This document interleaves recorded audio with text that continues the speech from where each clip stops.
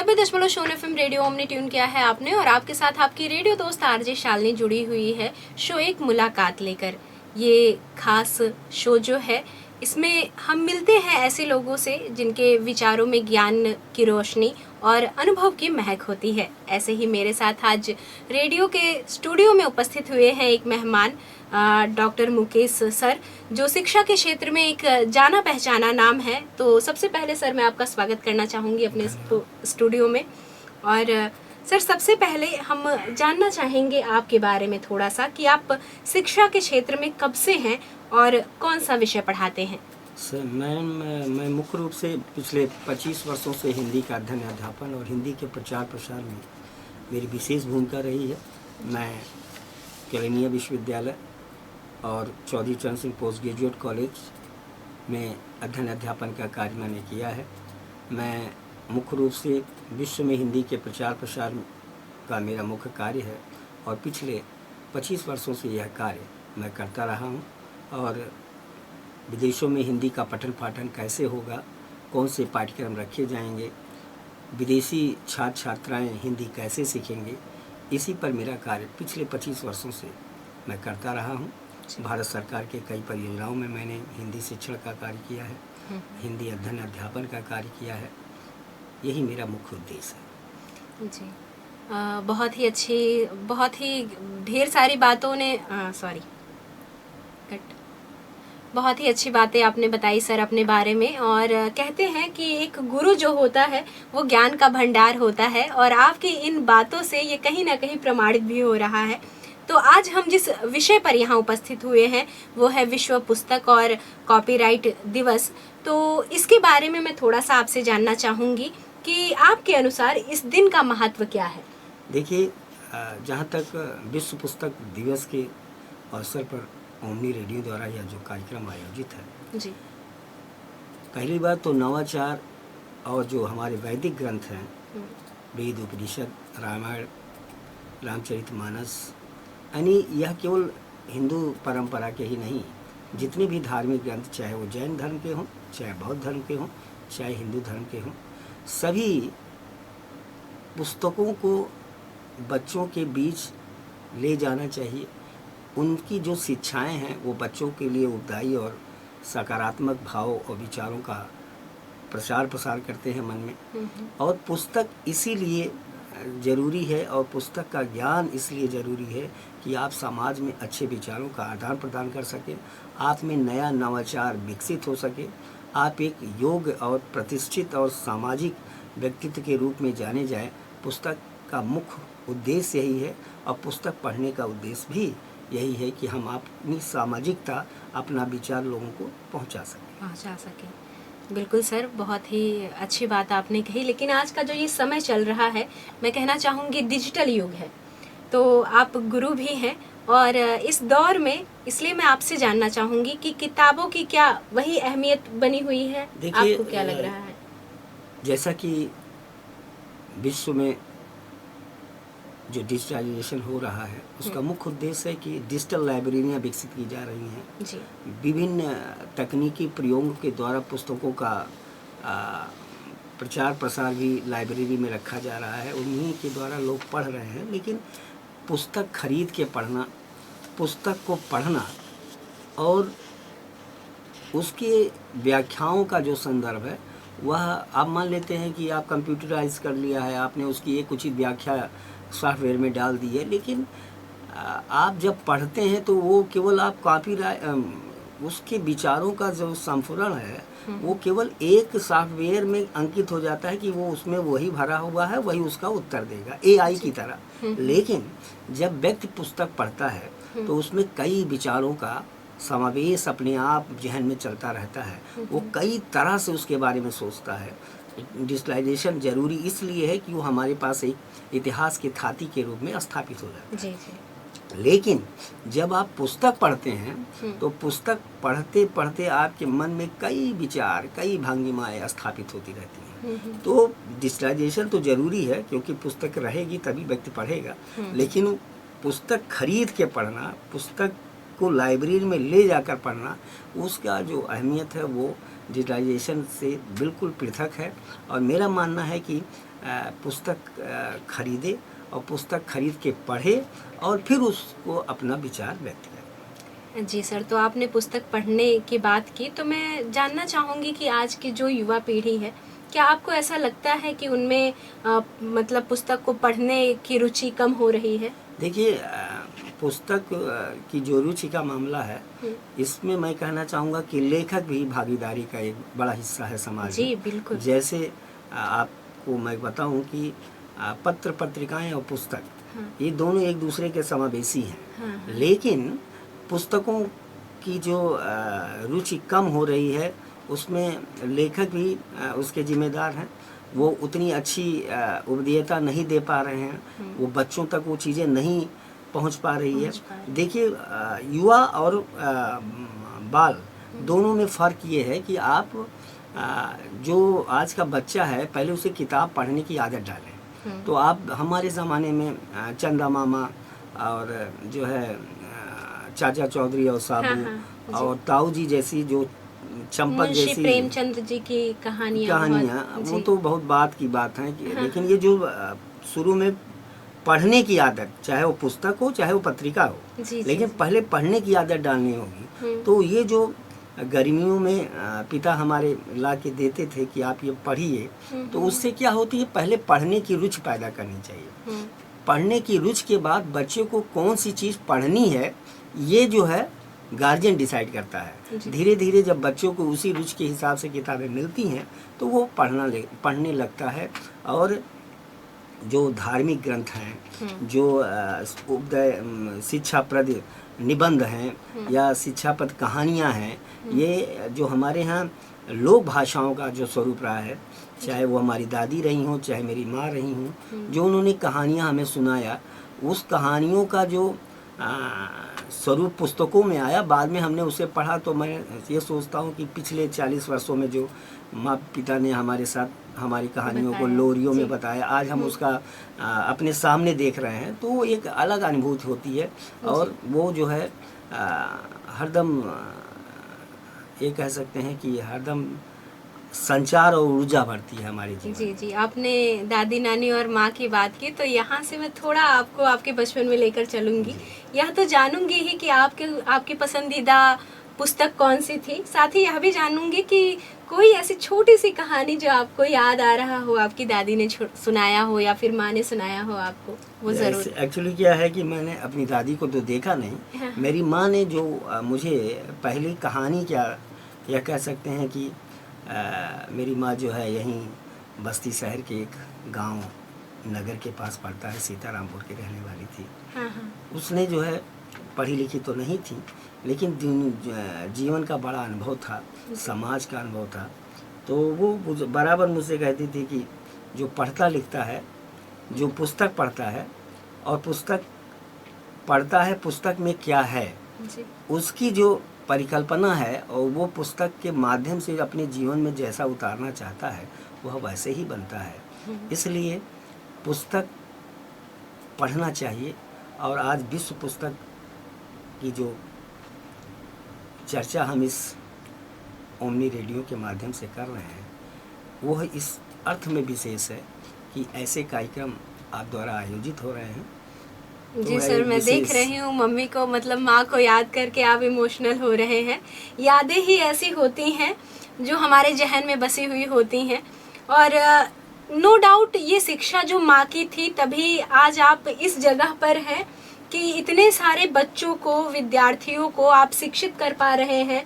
और जैसा आपने अपने परिचय में स्टार्टिंग में शुरुआत में ही बताया कि आप देश विदेशों में जाकर इसका प्रचार प्रसार कर रहे हैं, तो वो जहाँ भी होंगी अभी आपको देखकर वो काफ़ी खुश होंगी कि आप इस मुकाम पर पहुँचे हैं। तो मैं अब इस बारे में और ज़्यादा गहराई से बातें ना करते हुए मैं जानना चाहूँगी आपका पसंदीदा कोई पुस्तक जो आपको भी याद आ रहा हो। देखिए, इसका चयन करना तो बड़ा कठिन होता है। हाँ। और पुस्तकें आपको क्यों प्रिय होती हैं जी। और पुस्तकों में कौन सी विधा आपको सबसे प्रिय होती है। तो देखिए, कविता में मुझे बड़ा इंटरेस्ट है और जी, मेरी जो पीएचडी है, मैंने कविता पर ही पीएचडी की है। हाँ, तो मैं मुख्य रूप से समीक्षक और आलोचक हूँ और कविता का समीक्षक और आलोचक हूँ। जी, जो मेरी अभी जो मैं किताबें पढ़ रहा हूँ हाँ, कविता में, मुझे 2 किताबें बहुत पसंद हैं हम्म, आज के समय में।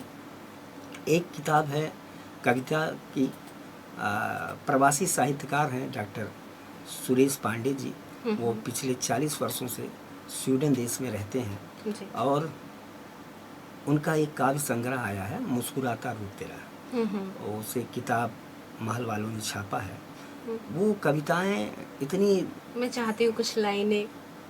उसके लाइनें तो चूँकि वो नई कविता के ट्रेंड पे वो कविताएं हैं हाँ, हाँ, और छायावाद से बड़ी प्रभावित कविताएं हैं। जी, जी, और एक वो, और दूसरी एक किताब उन्हीं की, सुरेश पांडे की है, यादों के इंद्रधनुष। वो किताब उनके संस्मरण का है और उस संस्मरण में वो 16 अध्यायों में विभक्त है वो किताब, और जिसमें हर चैप्टर एक नई सीख देकर जाता है। जी। 25 साल के युवा सुरेश पांडे जब भारत जैसे देश को छोड़ते हैं और एक प्रतिष्ठित सम्मानित परिवार के व्यक्ति हैं, हाँ, और धन धान से परिपूर्ण, किसी चीज़ की कमी नहीं, लेकिन विदेश में रहने की और देखने की जो ललक थी उस व्यक्ति में, उन्होंने अपने यादों के इंद्रधनुष में पूरा वो विवरण देते हैं।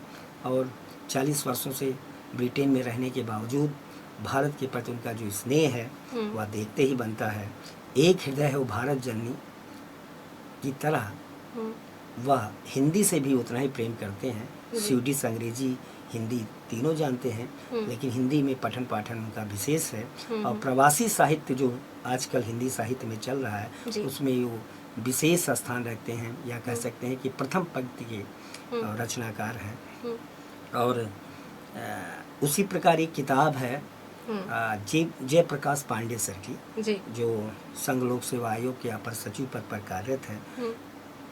उनकी एक किताब है पगडंडियों में पहाड़, जी, जिसमें संस्मरण है।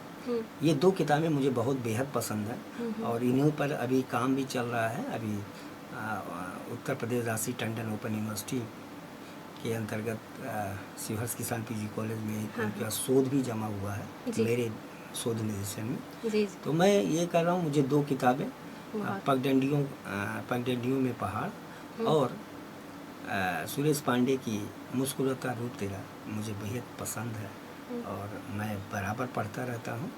तो आपने मुझसे पूछा कि कौन सी किताबें पसंद हैं, तो मैं आपको बिल्कुल। और साथ ही आप बच्चों को, मतलब विद्यार्थियों को शिक्षित भी कर रहे हैं, तो मैं आपसे जानना चाहूँगी कि आप किस तरह से प्रेरित करते हैं अपने विद्यार्थियों को, मतलब पुस्तक पढ़ने के लिए? देखिए, पुस्तक पढ़ने के लिए, देखिए विज्ञान वर्ग का विद्यार्थी तो प्रयोगशाला में सब सीखता है जी, लेकिन ह्यूमैनिटीज़ के जो विद्यार्थी हैं उन्हें पहली बात तो लाइब्रेरी के प्रति पहले आकर्षित कराना है, फिर पुस्तक क्यों ज़रूरी है और पुस्तक आपके जीवन में कितनी महत्वपूर्ण है, और शिक्षा प्रति जो पुस्तकें हैं कि आप इसी के द्वारा न जाने जाएंगे, आप पढ़ेंगे तभी बढ़ेंगे। जी, बिल्कुल। इसलिए बराबर उन पुस्तकों को प्रमोट करना चाहिए, चाहे वो विज्ञान का विद्यार्थी हो, चाहे वो साइंस का हो, चाहे कला वर्ग का हो, चाहे वाणिज्य संकाय का हो। हमें ऐसी पुस्तकों और ऐसे व्यक्तित्व से उन्हें परिचित कराना चाहिए कि वो उससे इम्प्रेस हों और किताबों पढ़ने के प्रति आकर्षित प्रेरित हों। जी, सर, बहुत ही अच्छी बात आपने कही है। लेकिन आज विश्व पुस्तक दिवस के साथ कॉपीराइट दिवस भी है, जो हम कहीं ना कहीं नकल से जोड़कर देखते हैं। तो ये बहुत अहम होता है, इस बारे में भी हम बात करें। मैं आपसे जानना चाहूँगी कि आप छात्रों को इसके बारे में कैसे सिखाते हैं या कैसे बताना चाहेंगे कि कॉपीराइट नकल नहीं करना चाहिए? कॉपीराइट का जो मामला है जी, भारत की आज़ादी के बाद जो यह कानूनी प्रक्रिया बनी जी, और संवैधानिक रूप से कि कोई भी व्यक्ति किसी की कॉपीराइट बिना उसकी अनुमति से नहीं ले सकता।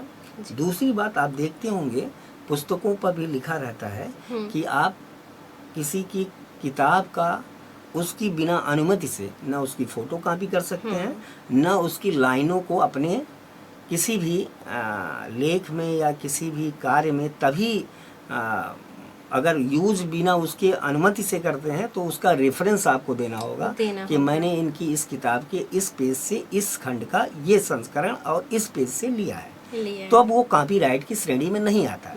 कॉपीराइट का अर्थ क्या है, ये सबसे महत्वपूर्ण है। देखिए, कॉपीराइट कई तरह के होते हैं।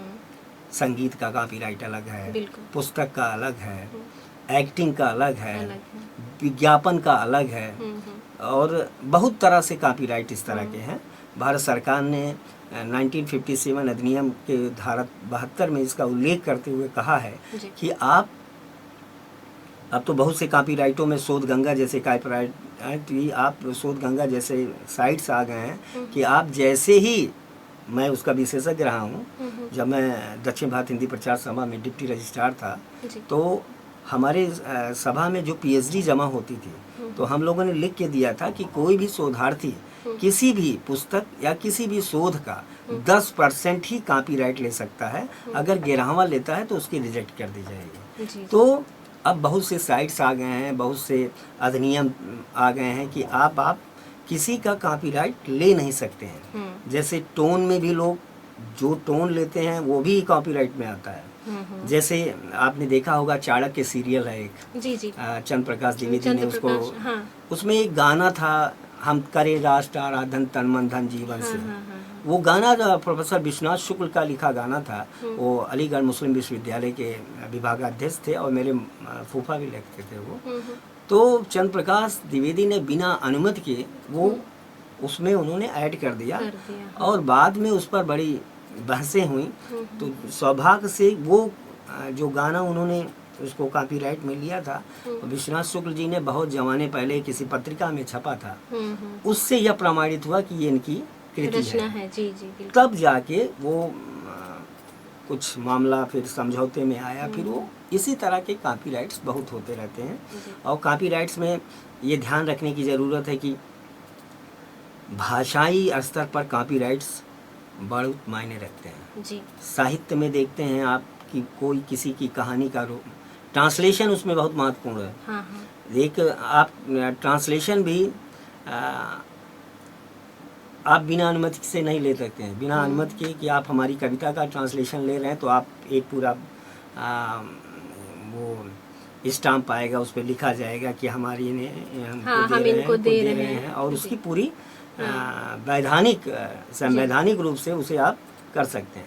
और मुख्य रूप से कॉपीराइट में ध्यान रखने की ज़रूरत है कि आप कितना ले रहे हैं। हाँ, बिल्कुल। और दूसरी बात, कॉपीराइट में एक बहुत महत्वपूर्ण बात है कि पुस्तकों के प्रकाशन से आप किसी भी कॉपीराइट में ध्यान रखने के, जो पुस्तक प्रकाशित होगी जब तक वो व्यक्ति जिंदा है बिना उसकी अनुमति से आप उसका कुछ भी नहीं ले सकते, न प्रकाशित कर सकते हैं। दूसरा, 70 साल के बाद, किताब के प्रकाशन के 70 साल बाद आप कॉपीराइट फ्री हो जाती है। कोई किसी की चीज छाप सकता है। कोई समय का एक ड्यूरेशन होता है। 70 जैसे सॉन्ग में हम लोगों के यहाँ भी होता है, रेडियो फील्ड है ये और संगीत गीत से ही जुड़ा हुआ है। तो इसमें भी होता है कि हम सिर्फ 80s 90s के सॉन्ग पर ही फोकस करते हैं। उसके अलावा अगर हम करते हैं तो हमें उनसे पहले जैसे आपने कहा अनुमति लेना पड़ेगा, फिर हम उनके गाने को लोगों तक पहुँचा सकते हैं। अभी आपने देखा होगा कि सिलोन ब्रॉडकास्टिंग जो श्रीलंका की बहुत बड़ी, वहाँ विनायका गीतमाला विधिवत भारती के बहुत से गीत, यानी भारतीय फिल्मों के 40,000 गानों को सिलोन ब्रॉडकास्टिंग ने, सिलोन आकाशवाणी ने संग्रहित किया है। तो भारत सरकार से उनका समझौता हुआ है कि हम आपकी इतनी चीज़ें संग्रहित कर रहे हैं, क्या आप इसकी अनुमति देते हैं? तो वो भी एक कॉपीराइट के श्रेणी में आता है। यानी हम यहाँ कह सकते हैं सर आसान शब्दों में कि हमें किसी भी इंसान का कोई भी पुस्तक लिखा हुआ हो या कुछ भी ऐसी चीज़ जो हमें दूसरे की अच्छी लगती है तो ये ना सोचे कि इसको नकल कर ले, अपने पास ले ले। ये कानूनन अपराध की भी श्रेणी में आता है। अधिनियम है भाई। हाँ, 1950 से भारत सरकार ने 1957 धारा 72 में इसका उल्लेख किया हुआ कि आप कॉपीराइट के इतने स्वरूप हैं और इस अधिनियम के तहत आप जेल भी जा सकते हैं। जी बिल्कुल। तो आगे से आप सभी ये गलती मत करिएगा। तो सर मुझे लगता है आज की चर्चा बहुत ही अच्छी रही होगी हमारे श्रोताओं के लिए भी, हमारे दर्शकों के लिए भी। तो चलते हुए मैं आपसे एक संदेश चाहती हूँ अपने युवा पीढ़ी के लिए। देखिए, चूँकि ओमनी रेडियो ने ये कार्यक्रम विश्व पुस्तक और कॉपीराइट दिवस के शुभ अवसर पर आयोजित किया है, तो मैं बच्चों से यही कहना चाहूँगा कि देखिए, पुस्तक ही जीवन है और पुस्तक के जो पन्ने हैं वो आपके जीवन के पन्ने हैं। बिल्कुल। आप किसी भी फील्ड में काम कर रहे होंगे, किसी फील्ड में आप विशेषज्ञ बनना चाहते होंगे, तो आपको किताबों से जुड़ना होगा, चाहे वो विज्ञान का वर्ग का विद्यार्थी हो और चाहे कला वर्ग का हो और चाहे वाणिज्य संकाय, किसी भी संकाय का हो। अगर उसको सीखना है तो किताबें पढ़नी होंगी और किताबें सबसे प्रिय होती हैं। और जीवन में मैं बच्चों को यही संदेश देना चाहूँगा कि आपका सबसे अच्छा दोस्त, सच्चा दोस्त वही है जो पुस्तक से जुड़ता है और पुस्तक ही आपका सच्चा दोस्त है। जी, बहुत ही सुंदर विचार रहे सर आपके। आपने हम सबको सोचने पर मजबूर कर दिया कि किताबें केवल सिर्फ हमारे पढ़ने के लिए नहीं, बल्कि एक अच्छे दोस्त हैं, एक मित्र की तरह हमारा साथ निभाती हैं। जैसे बिना हम शरीर ऐसे ही चलेगा जब तक हम भोजन नहीं करेंगे, तो आपकी बाइक भी हो तो उसमें पेट्रोल डालने की ज़रूरत पड़ती है, वैसे ही ज्ञान है और ज्ञान तभी आता है जब आप पुस्तक पढ़ेंगे। तो बहुत बहुत धन्यवाद सर आपका। साथ ही आपने कॉपीराइट का जो पालन करने के बारे में कहा, तो उसके बारे में मैं कहना चाहूँगी कि आप सभी को जो भी लेखक हैं उनका सम्मान करना चाहिए। और लास्ट में बस यही कहना चाहूँगी कि किताबें, जो सर ने कहा कि बहुत अच्छी दोस्त होती हैं हमारी, तो उनका साथ आप बनाकर रखिए और इस विश्व पुस्तक दिवस और कॉपीराइट दिवस को आप इस तरह से मना सकते हैं। Thank you so much sir.